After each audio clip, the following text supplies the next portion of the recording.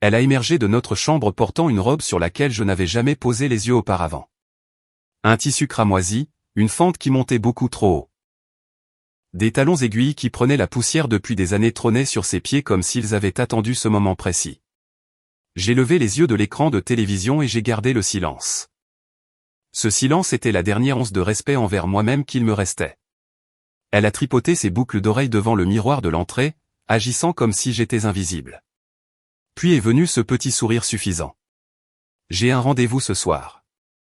Ne sois pas trop jaloux. Aucune dispute, aucune explication, juste ces mots avant qu'elle n'attrape ses clés. Les glaçons de son verre abandonné cliquetant comme un rire cruel. Je n'ai pas demandé de détails.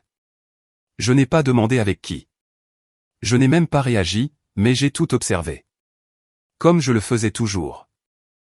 À la seconde où cette porte s'est refermée avec un clic, je me suis levé lentement, ayant l'impression d'avoir vieilli de plusieurs décennies en quelques secondes. Je suis allé à la cuisine, j'ai attrapé le vin qu'elle gardait pour une occasion spéciale, et je me suis assis à la table. Pas pour le boire, juste pour réfléchir. Elle avait oublié son chargeur de téléphone. Elle avait pris son parfum. Elle n'avait pas hésité le temps d'un seul battement de cœur. J'ai ouvert mon ordinateur portable et j'ai tapé un mot dans la barre de recherche, trahison. J'avais à peine commencé qu'une notification est apparue, une notification que je n'étais pas censé voir. Sa tablette s'était à nouveau synchronisée avec le cloud sans qu'elle s'en rende compte. Des photos, des dizaines. Aucun visage visible, juste des corps. Des draps d'hôtel, des selfies dans le miroir avec la silhouette de quelqu'un d'autre rôdant en arrière-plan. Je ne pouvais plus respirer, pas du tout. Ensuite, j'ai trouvé les enregistrements audio. 3 fichiers, chacun plus dégradant que le précédent. J'ai cliqué sur lecture pour le 3e. Des grésillements d'abord, des voix étouffées, puis des rires, les siens, suivis d'une voix que je connaissais trop bien. Il n'a absolument aucune idée de rien. Pourquoi je lui dirais quoi que ce soit? Il pense que je suis au club de lecture. Le pauvre. Il est probablement en train de plier ton linge en ce moment même, pendant que nous parlons. Elle a encore ri. Je jure que quelque chose s'est brisé en moi à ce moment-là. Pas fracassé, pas explosé, juste plié à un tel point que cela ne pourrait jamais se redresser. Je n'ai pas versé de larmes. Je n'ai pas crié. J'ai fait quelque chose de bien plus calculé. J'ai planifié.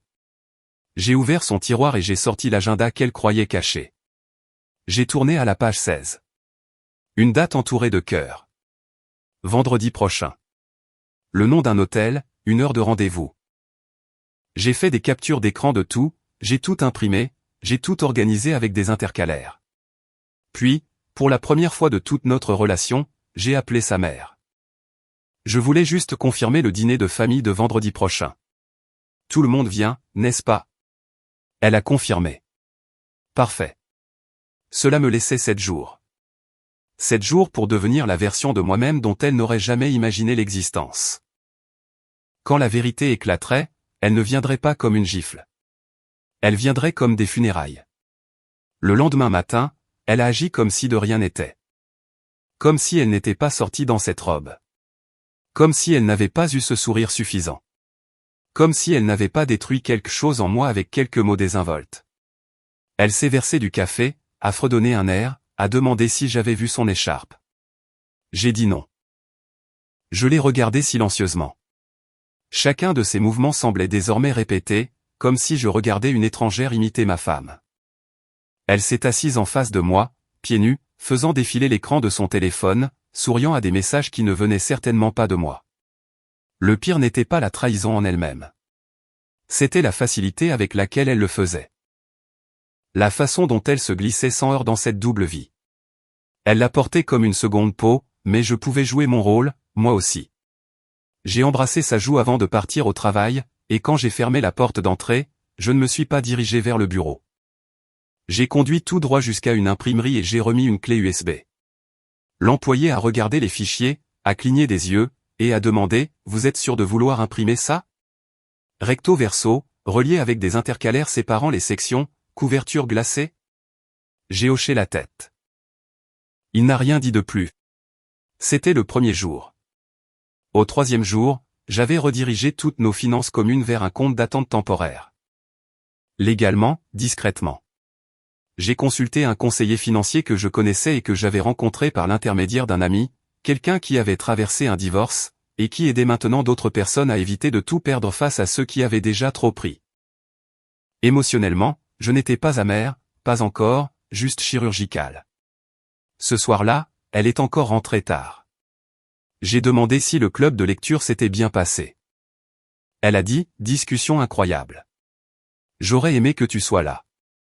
Puis elle m'a embrassé, et pour la première fois de notre mariage, je n'ai absolument rien ressenti. Aucune étincelle, aucune douleur, aucun désir, juste un engourdissement. Je l'ai regardée se déshabiller, se mettre en pyjama, se glisser dans le lit, comme si elle ne m'avait pas déjà effacé. Elle a attrapé son téléphone, et je l'ai vu. Le nom qui brillait sur l'écran, Brendan. Brendan était à notre mariage. Brendan avait porté un toast à notre amour éternel. Brendan avait un jour pleuré sur notre canapé après son propre divorce. Je lui avais tendu une bière, je lui avais dit que tous les mariages ne finissaient pas mal, je lui avais dit de tenir bon. Il s'était bien tenu. Dans mon lit. L'ironie de la chose. Je n'étais même pas en colère contre lui, pas de la façon dont les gens pourraient s'y attendre. J'étais en colère contre moi-même de ne pas l'avoir vu plus tôt, en colère d'avoir laissé la gentillesse m'aveugler, d'avoir cru que le respect ne pouvait pas être simulé aussi longtemps. Mais elle était une experte en tromperie. Le 5e jour, je suis passé devant l'hôtel des photos. Je suis entré dans le hall comme si j'étais à ma place. J'ai demandé à la réception si je pouvais confirmer une réservation. J'ai donné son nom. L'employé, trop distrait pour y réfléchir à 2 fois, a hoché la tête et m'a donné une heure et un numéro de suite. J'ai laissé un pourboire et un remerciement. Puis je suis retourné à l'imprimerie. 2 copies supplémentaires cette fois-ci. Une pour lui, une pour elle. Chacune reliée, propre, indéniable. Je n'avais aucune intention d'exploser. Ce n'est pas qui je suis. Je ne suis pas l'homme qui crie. Je suis l'homme qui se souvient de tout, qui documente les choses, qui montre plutôt que de raconter. C'est à ce moment-là que l'idée m'est venue. Un dernier message avant l'effondrement. La nuit précédant leur petite escapade, je me suis faufilé dans la suite. Je ne suis pas entré par effraction. J'ai réservé la chambre d'à côté et j'ai glissé une enveloppe sous la porte. Elle disait simplement, vous êtes tous les 2 invités. Réponse non requise. À l'intérieur se trouvaient les photos, les transcriptions, une capture d'écran imprimée de la liste des invités pour le dîner de sa famille le lendemain soir, la même nuit où elle prévoyait de s'emmêler dans les draps de l'hôtel avec quelqu'un que j'appelais autrefois un ami. La dernière page comportait une seule ligne, souriez pour la caméra. La chambre 406 a une vue parfaite. Elle ne savait toujours pas que j'avais tout vu. Mais le lendemain, elle découvrirait que son public ne se résumait pas à moi. C'était tout le monde. Le matin suivant, elle s'est montrée inhabituellement affectueuse. Elle m'a apporté le café au lit, m'a embrassé sur le front, a même porté mon vieux sweat à capuche qu'elle qualifiait de moche mais réconfortant. Si je n'en avais pas su davantage, j'aurais cru qu'elle tombait à nouveau amoureuse de moi. Mais j'en savais davantage. Maintenant, je comprenais pourquoi elle agissait de la sorte. Elle essayait d'apaiser sa culpabilité, si tant est qu'elle en ait ressenti une. Elle voulait l'illusion de la chaleur avant de disparaître dans les bras d'un autre homme. Plus tard dans la soirée, j'ai à nouveau joué mon rôle. J'ai ri, je l'ai complimenté sur ses cheveux, je lui ai dit qu'elle sentait divinement bon. Quand elle m'a demandé si ça ne me dérangeait pas qu'elle sorte un peu pour se vider la tête, j'ai hoché la tête avec le genre de sourire que l'on fait à un enfant qui ment mal sur le fait d'avoir mangé le dessert avant le dîner. Elle a quitté la maison vers 18h30 en portant cette même robe cramoisie. J'ai regardé par la fenêtre, sans être vu. Elle ne s'est pas retournée une seule fois. À 18h55, je me suis garé sur le parking du Grayson S, le restaurant de grillade où ses parents étaient déjà installés avec ses 2 sœurs et leur mari. Le dîner avait été programmé des semaines auparavant, l'une de ces réunions de famille routinières qui n'enthousiasmaient personne, mais que personne ne pouvait éviter non plus. Ils ont eu l'air surpris de me voir arriver seul. Sa mère a même demandé, en riant à moitié, est-ce que Lydia est encore restée coincée à se maquiller? J'ai souri. Quelque chose comme ça. Je me suis assis, j'ai salué tout le monde chaleureusement, j'ai fait la conversation poliment, j'ai même porté un toast avec de l'eau gazeuse, prétextant que je conduisais beaucoup ces derniers temps. Puis, 10 minutes après le début du repas, j'ai ouvert mon sac et posé une unique enveloppe Kraft devant sa mère. Elle l'a regardée, confuse. « Qu'est-ce que c'est ? » « Une erreur, ai-je dit, mais pas la mienne. » J'ai distribué les autres, une pour chaque membre de la famille, et je leur ai demandé de ne pas les ouvrir pour le moment. Le père de Lydia, toujours méfiant de nature, a plissé les yeux. « Dominique, que se passe-t-il » Je l'ai regardé dans les yeux. Tout ce qui se trouve dans ces enveloppes est horodaté, sauvegardé et inclut de l'audio. Vous n'êtes pas obligé de le lire maintenant. En fait, je préfère que vous attendiez qu'elle arrive. Elle vient ici, a demandé sa sœur cadette. J'ai hoché la tête. Oh, oui, d'une minute à l'autre. Je ne leur ai pas dit qu'elle croyait encore se diriger vers une suite luxueuse avec Brendan. Je ne leur ai pas dit qu'elle trouverait un mot scotché à l'intérieur de la porte de la chambre d'hôtel, changement de programme pour le dîner. Habillez-vous en conséquence. À 19h26, juste au moment où sa mère commençait à poser une autre question, la porte principale du restaurant s'est ouverte. Elle était là, les cheveux bouclés, les talons bruyants, et ce même sourire narquois qui avait été à l'origine de tout cela. Sauf que cette fois-ci, il s'est évaporé à la seconde où elle m'a vu, puis sa famille, puis les enveloppes. Elle s'est arrêtée de marcher. Son regard passait nerveusement de la table au sac, aux personnes qu'elle aimait, et à moi. « Assieds-toi » ai-je dit. Pas fort, pas fermement, juste de manière neutre. Elle n'a pas bougé. Sa mère a pris la parole ensuite. « Lydia, qu'est-ce qui se passe ?» Je pouvais voir les rouages tourner derrière ses yeux. Elle calculait, essayant de décider si elle devait mentir, simuler des larmes, s'effondrer, supplier ou sortir en trombe. Mais elle a fait autre chose. Elle a ri, un son aigu et cassant qui avait plus sa place dans un tribunal que dans un restaurant. « Oh mon Dieu » a-t-elle dit en forçant un sourire. « Vous êtes vraiment tous en train de tomber dans le panneau ?» Personne n'a répondu. Je me suis penché en avant. « Tu peux leur dire que c'est un faux.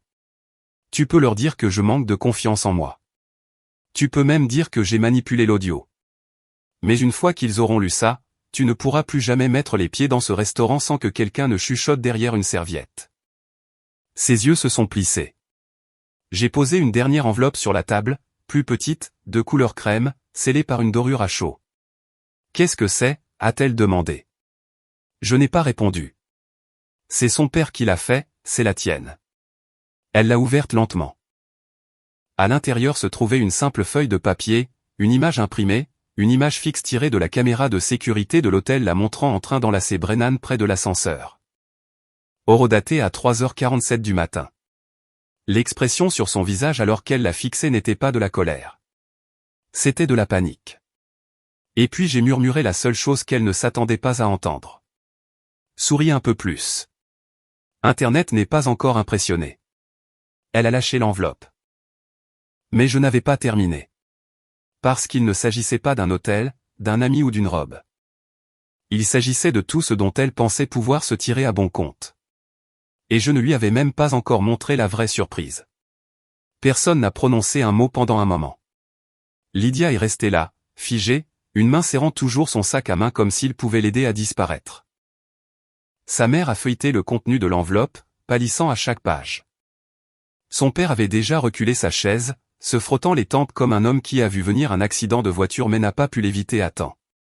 Sa sœur cadette m'a regardé, les yeux écarquillés, chuchotant à voix basse, « Depuis combien de temps es-tu au courant ?» J'ai répondu sans quitter Lydia des yeux, assez longtemps pour arrêter de me demander si j'étais fou et assez longtemps pour savoir que je n'ai jamais été le problème.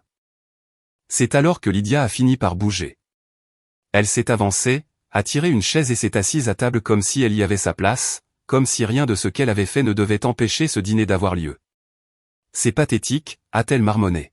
« Tu sais, si tu étais la moitié de l'homme qu'était Brennan. » Mais je me suis penché très légèrement en avant et j'ai dit très calmement, « Prononce son nom encore une fois. » Je te mets au défi. Ses lèvres se sont fermées d'un coup. Mais la pièce était déjà en train de perdre son axe. Tout le monde parlait en même temps maintenant, posant des questions, haletant devant certains paragraphes, luttant pour faire correspondre la femme qu'il pensait connaître avec celle dont il lisait l'histoire. C'est alors que j'ai sorti mon téléphone et que j'ai lancé la lecture d'un enregistrement d'écran. J'avais passé des heures à compiler les documents, à synchroniser les appareils, à extraire des sauvegardes. Elle partait du principe que j'étais trop nul en informatique pour comprendre. Mais tout était là. Des messages, des notes vocales, même l'historique de recherche. Cependant, l'enregistrement que j'ai diffusé à ce moment-là n'était pas un de ceux qu'elle s'attendait à entendre. Parce que ce n'était pas elle qui l'avait envoyé. C'était Brennan. Il était ivre, probablement après qu'elle l'ait ghosté, et avait laissé un message vocal de 2 minutes sur son ancienne tablette. Mais au lieu de lui avouer son amour ou de s'excuser, il avait fulminé, amer, rancunier, et horriblement détaillé. Il parlait de la facilité avec laquelle il avait pu la manipuler, du fait qu'elle avait besoin de drames comme d'oxygène, et qu'elle n'était qu'un magnifique désastre enrobé d'excuses. Il disait que son mari était une cible facile et que tout avait commencé comme un pari entre lui et un autre gars. Le pari qu'il pourrait entrer dans sa tête plus vite que dans son cœur. Quand j'ai passé l'extrait, le restaurant entier a semblé plongé dans le silence. On pouvait entendre le cliquetis de quelqu'un posant une fourchette 2 tables plus loin. Sa mère a eu le souffle coupé. Sa sœur a juré à voix haute. Et Lydia, elle avait l'air d'avoir été giflée par un fantôme.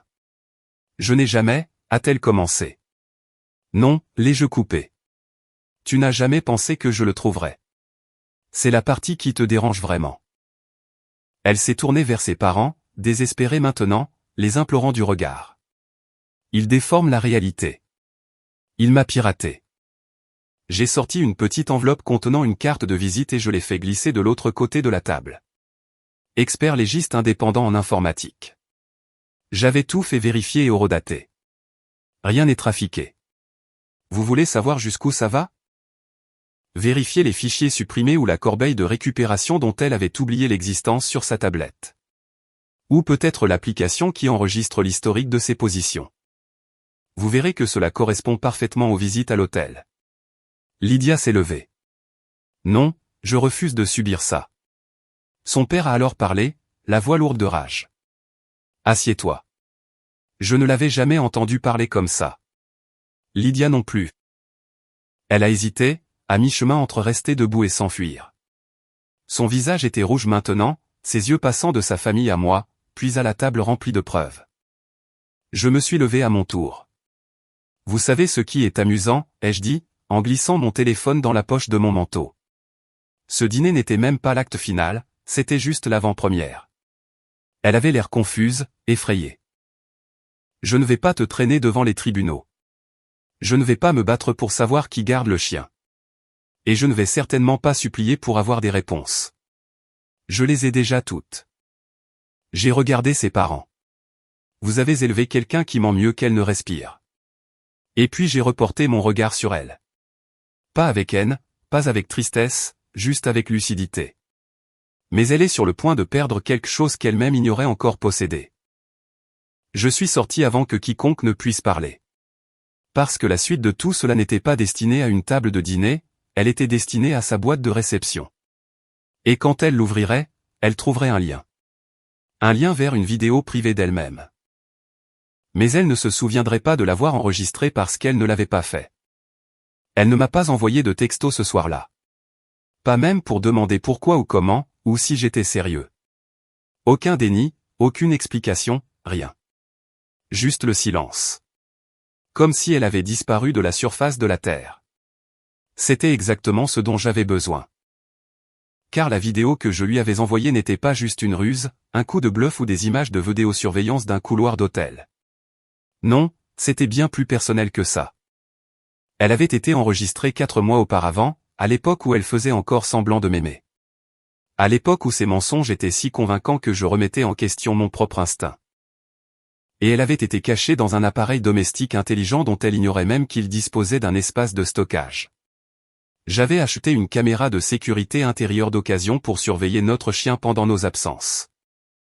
Petite, discrète, nichée dans la bibliothèque d'angle du salon, derrière des romans qu'elle ne lisait jamais. Je n'avais aucune intention réelle de l'espionner, pas au début.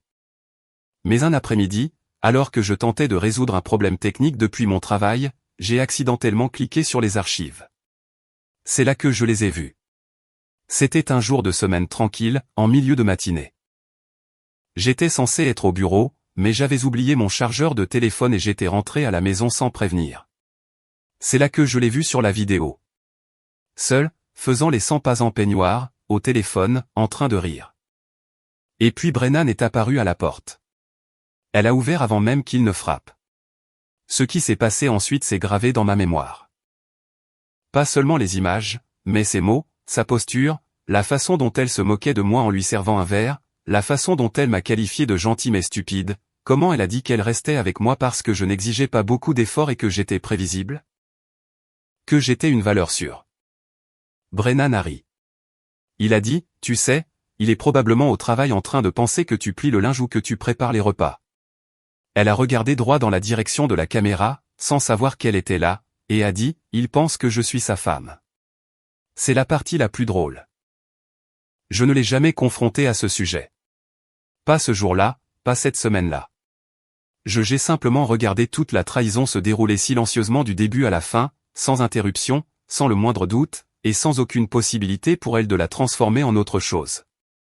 Et maintenant, cette vidéo était dans sa boîte de réception. Non éditée, non coupée, intitulée « Tu lui as dit ça à mon sujet ». Elle ne pouvait pas la supprimer. J'avais désactivé cette fonction. Elle ne pouvait pas la transférer sans se dévoiler.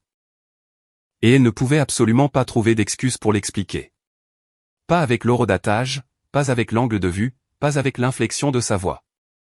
Je suis resté assis là, cette nuit-là, à fixer les preuves étalées sur mon bureau.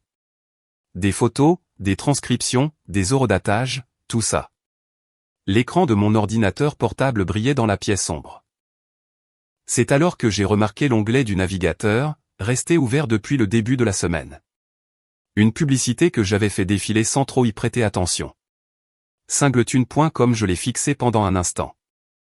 C'est comme s'accorder pour les célibataires ou quoi, ai-je marmonné pour moi-même. Le slogan sous le logo disait « Singleton ». Plus de grésillement. Juste votre mélodie. J'ai laissé échapper un rire amer. Pendant que ma femme jouait un double jeu, j'aurais dû chercher quelqu'un sur une fréquence de loyauté. Le texte publicitaire expliquait comment l'application utilisait des vérifications d'ambiance précises pour filtrer le bruit et les interférences des personnes toxiques. Trouvez votre fréquence, disait-il. Connectez-vous avec des personnes qui correspondent à votre longueur d'onde. J'ai fermé l'onglet, trop peu, trop tard. Mais la métaphore m'est restée. Tout ce temps, j'avais essayé de me synchroniser sur son signal, essayant de donner un sens aux grésillements et aux interférences. Il s'est avéré qu'elle émettait sur une fréquence totalement différente, une fréquence que je n'étais pas censé entendre. Le lendemain matin, elle a appelé. J'ai laissé sonner. Puis elle a envoyé un texto, nous devons parler. S'il te plaît, cette vidéo a été sortie de son contexte. Sortie de son contexte. Cette phrase a fait céder quelque chose dans ma poitrine, comme si toutes ces petites humiliations avaient finalement été empilées trop haut. Je n'ai répondu que 2 mots, vérifie Dropbox. À l'intérieur de la Dropbox, il y avait des dossiers. Tous les messages qu'elle avait jamais envoyés à Brennan auxquels j'avais accès. Des messages vocaux, mes propres enregistrements d'écran, les relevés GPS montrant sa voiture garée chez lui, et même la copie d'une facture de médecin qu'elle avait essayé de cacher. Des médicaments qu'elle avait récupérés sous son nom de jeune fille. Tout au fond du dossier se trouvait une vidéo supplémentaire. Cette fois, c'était moi à l'écran.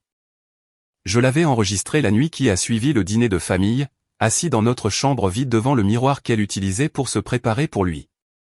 Je n'ai pas crié, je n'ai pas pleuré.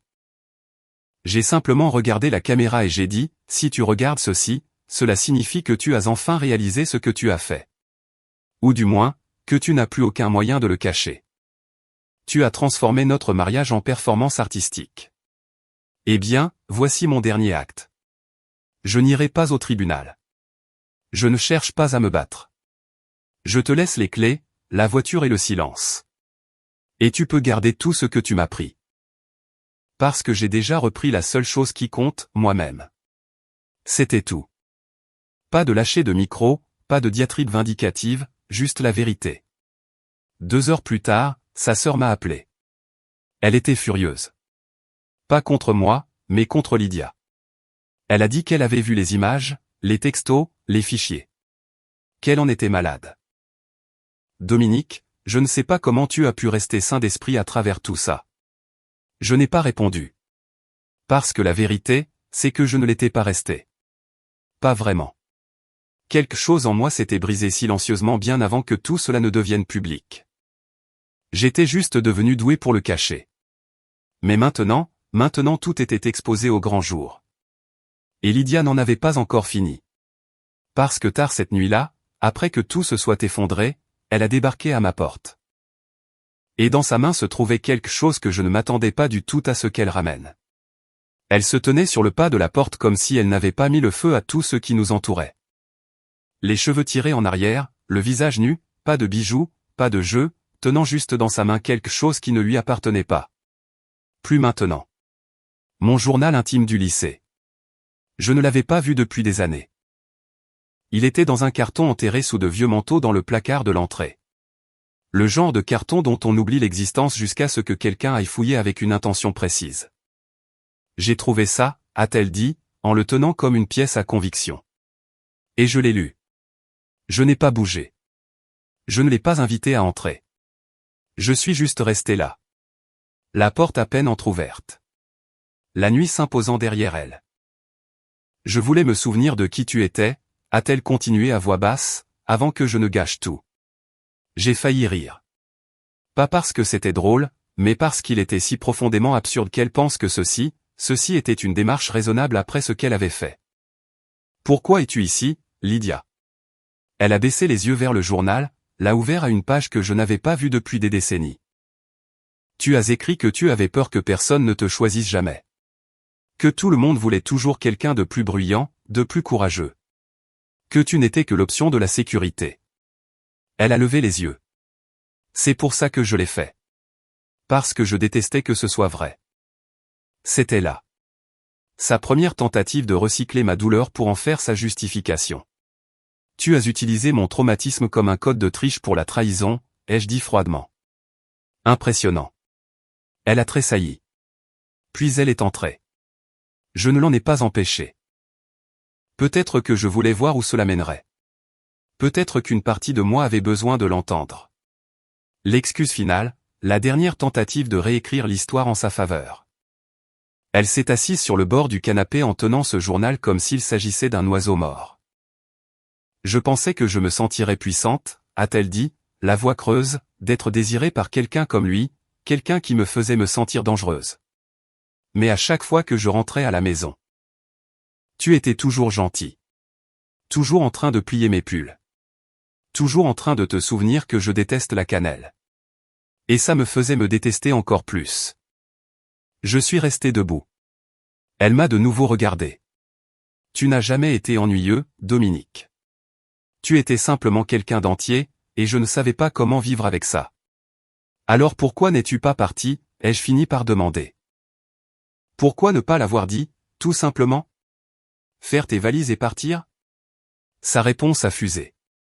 Parce que tu ne m'aurais jamais arrêté. Et ça m'aurait fait me sentir encore plus mal. Voilà la cruauté enrobée d'un langage doux. Elle voulait que je sois celui qui se brise. Elle voulait que je crie, que je pleure, que je m'effondre, pour qu'elle puisse se convaincre qu'elle était l'objet d'un amour qui la noyait. Mais je ne lui ai jamais accordé cela. Et maintenant qu'elle voyait les ruines qu'elle laissait derrière elle, elle ne pouvait s'en prendre qu'à elle-même. Elle s'est levée, s'est dirigée vers le comptoir de la cuisine et a posé le journal à côté de mes clés. Je sais que tu ne me reprendras jamais. Je ne suis pas là pour ça.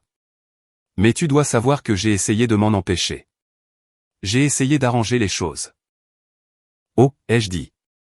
Tu as essayé de ne pas te faire attraper. Ce n'est pas la même chose. Elle a hoché la tête lentement, puis elle a glissé la main dans la poche de son manteau et a sorti autre chose. Une clé USB. Mon estomac s'est retourné. Qu'est-ce que c'est? Ses yeux ont brillé. Une assurance. Contre quoi? Elle a fixé le sol. Contre lui. Maintenant, j'écoutais.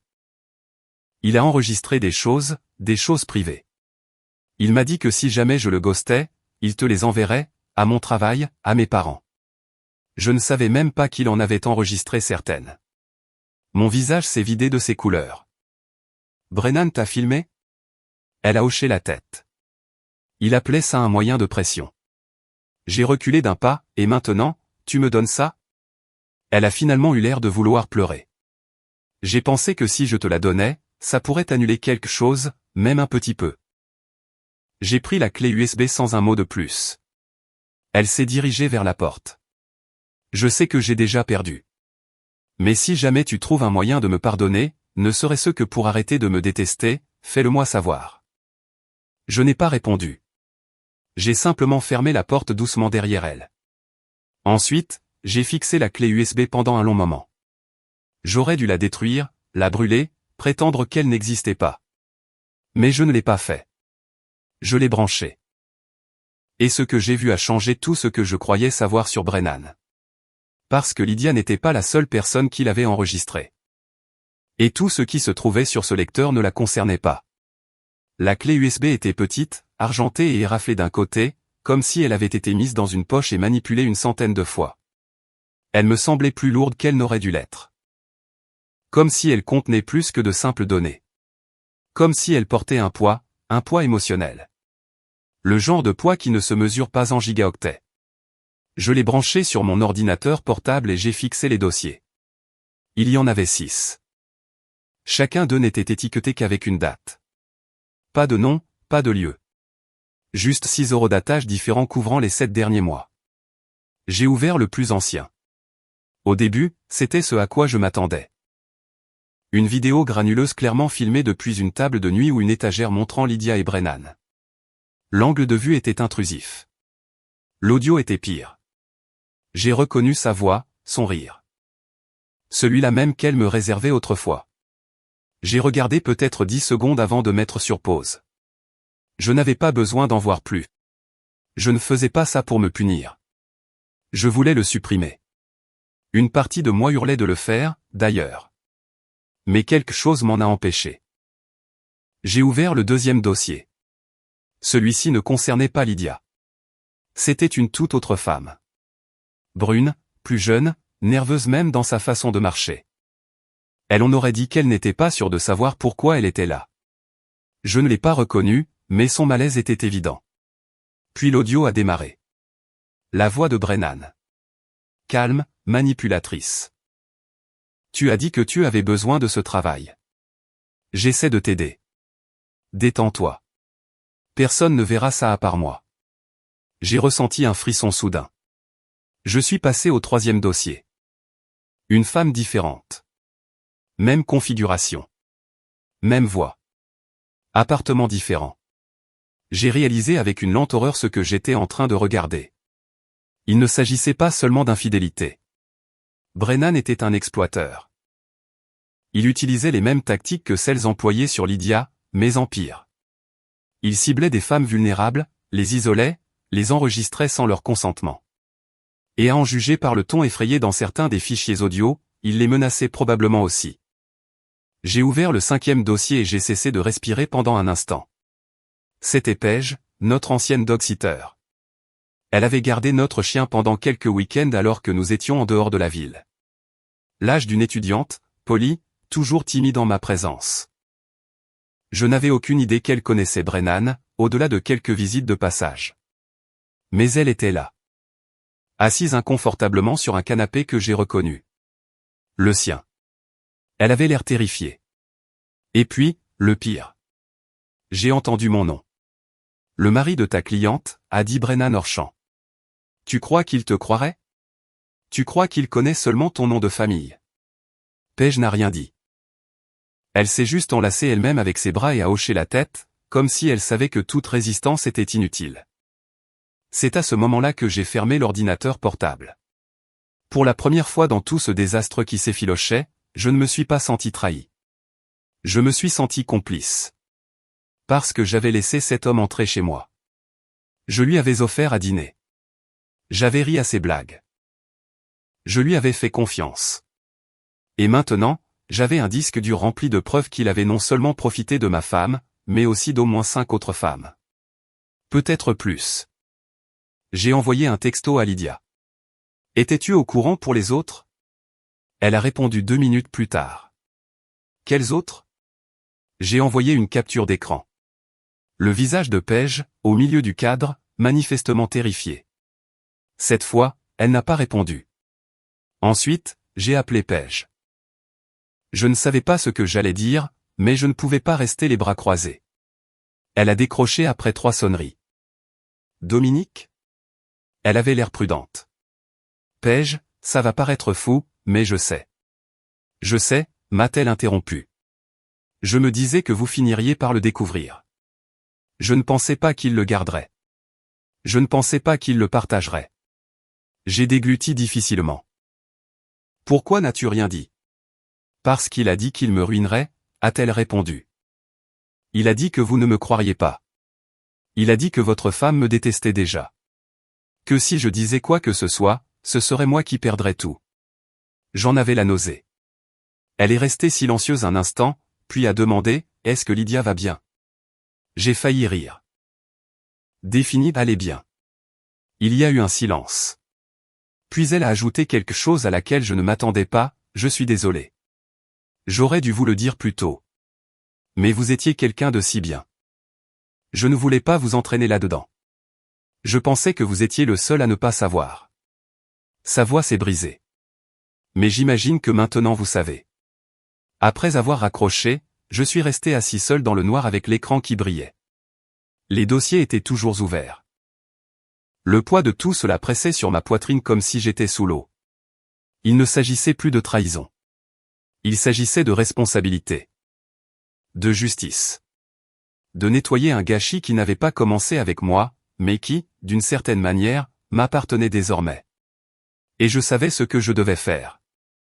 J'ai copié chaque fichier sur un disque sécurisé. Puis j'ai appelé quelqu'un à qui je n'avais pas parlé depuis des années. Mon frère, avocat de la défense pénale.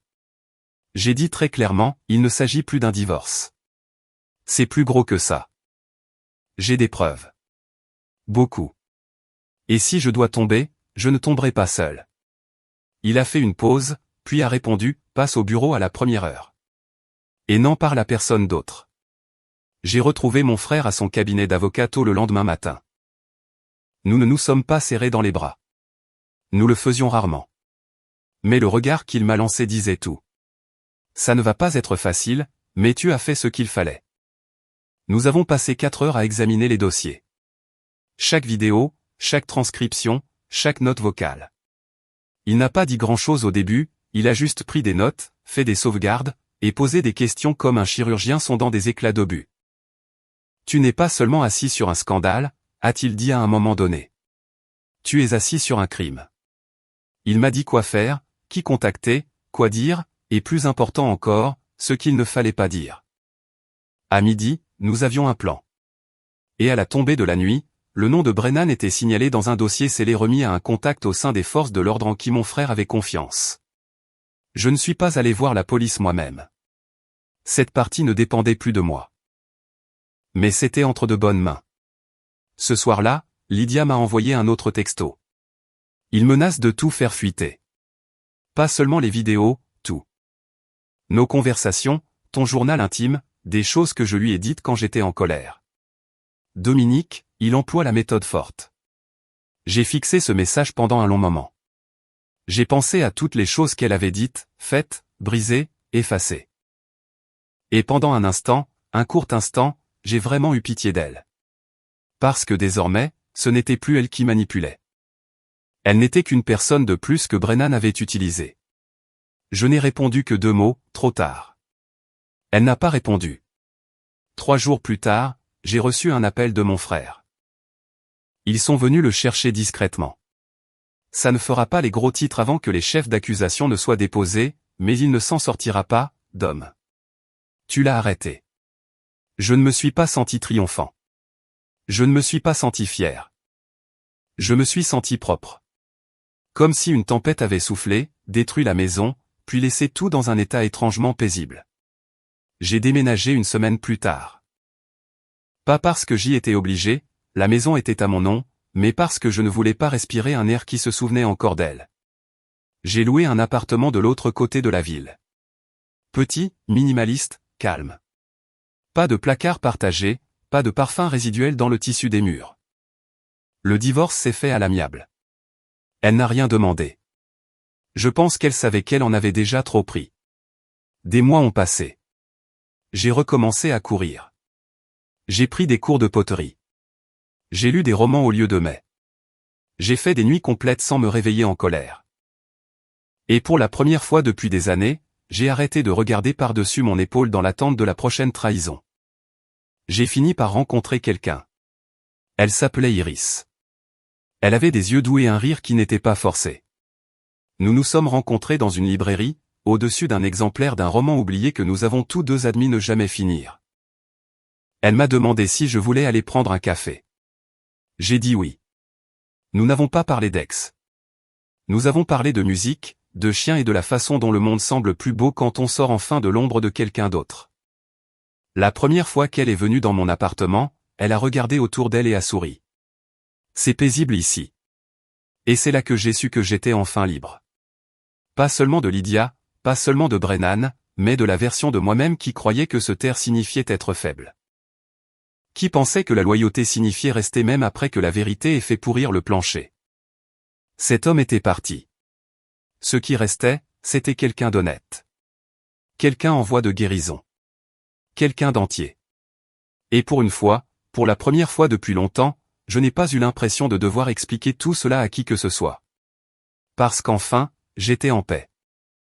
Et cette fois-ci, je n'allais laisser personne me l'apprendre.